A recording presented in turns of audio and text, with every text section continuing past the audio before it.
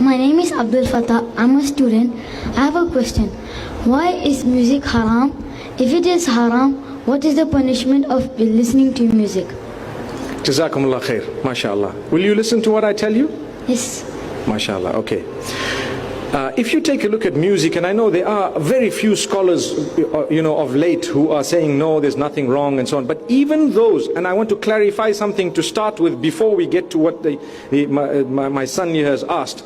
The truth is, even if we look at some of the scholars who might have said that, okay, you know what, music, there is certain, it's permissible. They are not talking about the beat of today. Today's beat is definitely excluded. There is no scholar on earth, Muslim scholar, that allows you to listen to Beyonce and Madonna and Michael Jackson and those. That is completely out, because number one, it's dirty, it's filthy, the lyrics are horrible, terrible. They encourage you to move your body and to shake your thing, as they say. May Allah forgive us, really.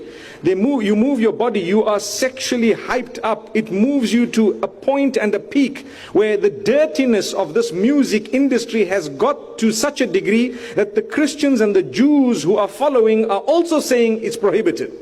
Not just the Muslims. So it's a dirty industry. Ask those who are in it. It's filthy. When you hear about music, you hear about how to attract the opposite sex, and